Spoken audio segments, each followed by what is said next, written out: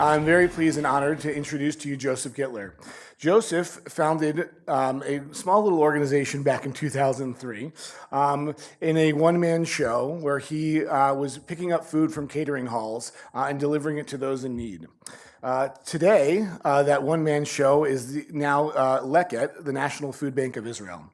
And he's going to share with us today a little bit about his journey and to how he got there, but about what he does in that change. This gentleman is named Henry Sefti, and Henry is a school principal in Ofakim. And Ofakim is a classic Israeli development town, tough town, and he created a free after-school program for his high school kids to keep them in school 5 days a week till 4, 5, or even later. But it wasn't working. The kids weren't staying, and he tried to figure out why. And he started to ask them, and they said to him, "We are hungry. Keeping us in school till 5 p.m. without giving lunch, that's just an impossibility. We need to be fed in order to stay."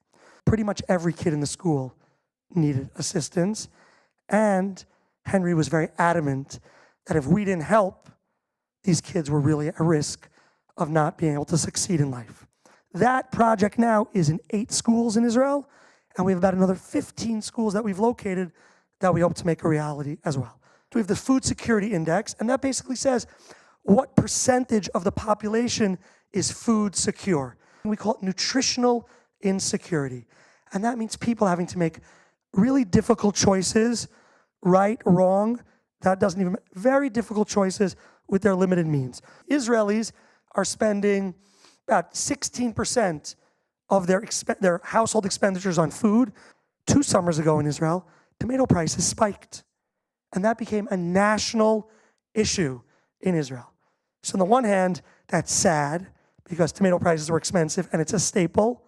But on the other hand, we always say, ain't it awesome in Israel when the news of the day is the tomato prices? That's something we love. Why is Leket Israel today an organization that has 110 employees, that distributes this year, if all things go right, about 3 million cooked meals and 45 million pounds of fruits and vegetables, which makes us, some say the biggest, but certainly one of the biggest gleaning organizations anywhere in the world. That apple that has a little nick on it, it will sit there until the days of the Messiah come because no one will buy it. And that's why that stuff doesn't make it to market. And so food and food waste is the result. So that's agriculture. We have food waste at home, right? 50% of all food that is wasted in the house. Nothing wrong, but here's the thing. You will never, ever see this stuff in a supermarket. And then, of course, those buffets we all love, which Israel is just so famous for, but good food that is just coming out meal after meal, and how much can the employees eat? That's where Leket comes into the picture. The Israeli army, as you would expect from a government institution, wastes staggering amounts of food. We took over 1 million meals last year from 60 army bases. One of the reasons I'm here tonight, and one of the reasons there's so much food waste, modern catering. Caterers, any caterers here? Caterers live in fear of running out of food. Not that it's ever actually happened in the history of the world, but caterers are fearful. 2.3 million tons is the amount of food waste in Israel. Economic value, 19.5 billion shekel. That's about $5 billion a year in Israel. 33% of the food in Israel goes to waste. But that is the original Leket car. That's how I started. And I started because I was concerned by poverty on the one hand and waste on the other. Exactly what happened in the founding of DC Central Kitchen. Exactly the same thing. This is our original warehouse, converted chicken coop. That's what we used. This is part of our fleet today, okay? 3-ton trucks, 10-ton trucks, 15-ton trucks, 20-ton trucks. Those are some of our drivers, some of our 110 employees working in concert with over 50,000 volunteers last year who help us pick in the fields, who work in our warehouse to distribute those 3 million meals and those 45 million pounds of fruits and vegetables. Just some images. That's Leket's own farm. Leket has its own farm. And the beauty of that is it does fill in the gaps and smooth out some of the tougher times that we have. We work with everyone, okay? Jewish, Arab, Muslim, Christian, refugee, you name it, and we're very proud of that. Birthright groups, 10,000 birthright kids a year volunteer with Leket. And of course, the obligatory picture of a young soldier who said to me very specifically after we started delivering food to her school in Ofakim, and imagine a kid saying this to you. She said, "No one in my life has ever really cared about me. What you guys are doing has given me an opportunity that I never in my life imagined." This is a young woman who said, until this program started, Leket, together with the school principal and the school, in her life, she never imagined joining the Israeli army. And as we know, it says in the Tractate of Sanhedrin, whoever saves a single life in Israel is considered to have saved the whole world. Thank you very much, everyone. I look forward to sitting on the panel.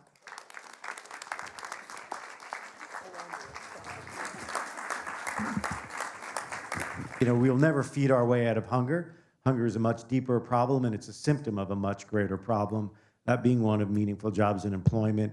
I kind of was joking before the panel that my job on the panel was to say, like, Judaism says, feed the hungry, which it does, in lots of different ways and lots of different sources. So I think that there is an understanding in our text that continues to be true, that we are obligated to take care of the poor among us, and we are obligated to make sure that people have enough to eat. It's an obligation that goes beyond just feeding the hungry. I think it also, we're required to look upstream a little bit and also see how we can be part of prevention. We have to do what we can to make sure that people aren't hungry and aren't in poverty. Talk a little bit about what the difference in food deserts may be in Israel, and I'll ask you to talk about it a little bit here in Washington, and what we can do as a society to help fix those.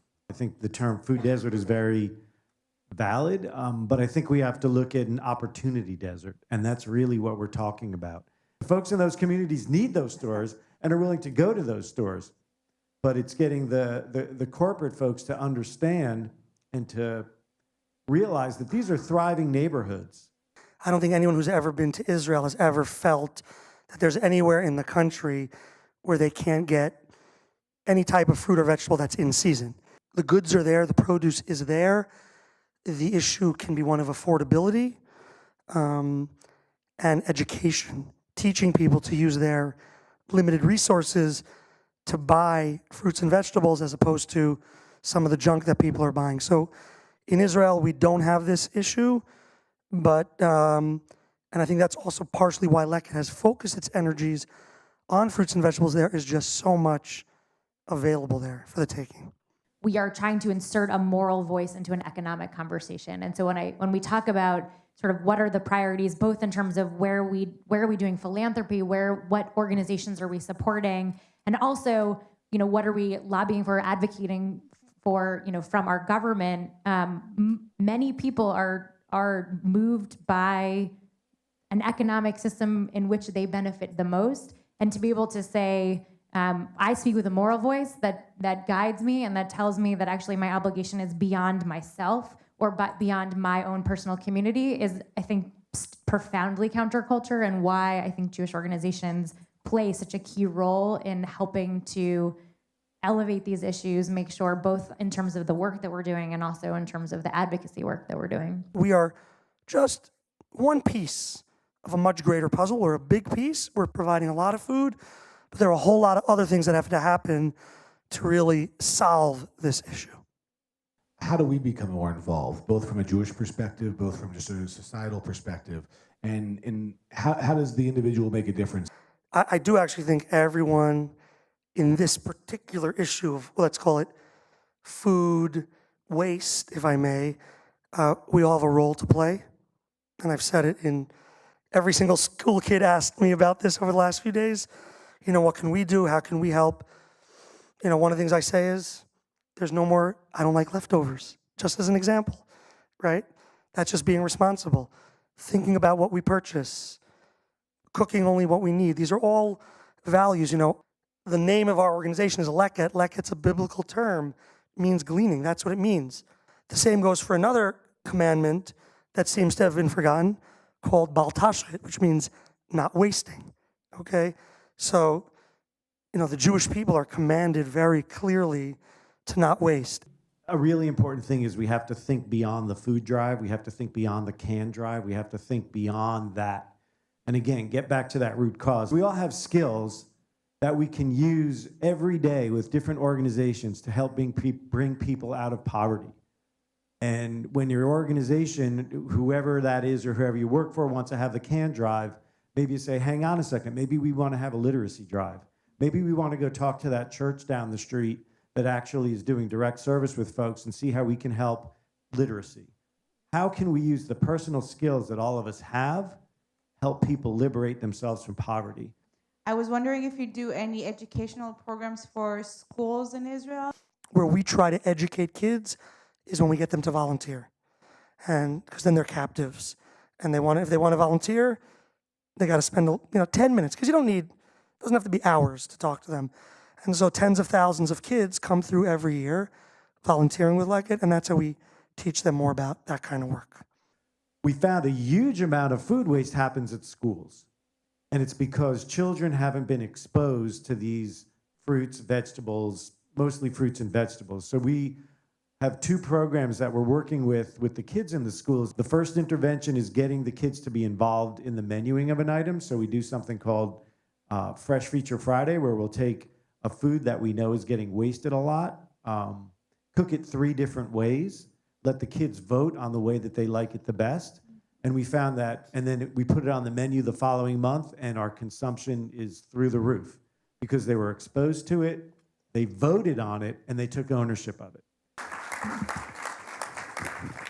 It was an incredibly inspiring session. I think the degree to which food insecurity is a problem, not just here locally in Washington, D.C., but in Israel, wasn't really understood, and it was really surprising to see how Israel is facing this head-on and how programs like Leket Israel are making a difference on a daily basis. The program tonight was great, and also it clearly inspired people to think about what they could do at a local level in their own homes and their communities to help reduce hunger. We have enjoyed this entire Imagine Israel series. It's inspirational to me. In a year and a world that is so often sad and depressing, this brings me hope. The speakers have been really interesting and giving us some views of Israel that you don't often see portrayed in the media, even in the Jewish media. Some sides of Israel, some aspects of Israel that are we don't think about a lot. I just thought this was a profoundly interesting and impactful program. I learned a lot. I love Israel and care very much about what's going on there. I'm aware a little bit of the food issues, the poverty issues, and to see this extraordinary work that Joseph and Leket are doing there was really it's just very informative and beneficial and inspiring to me.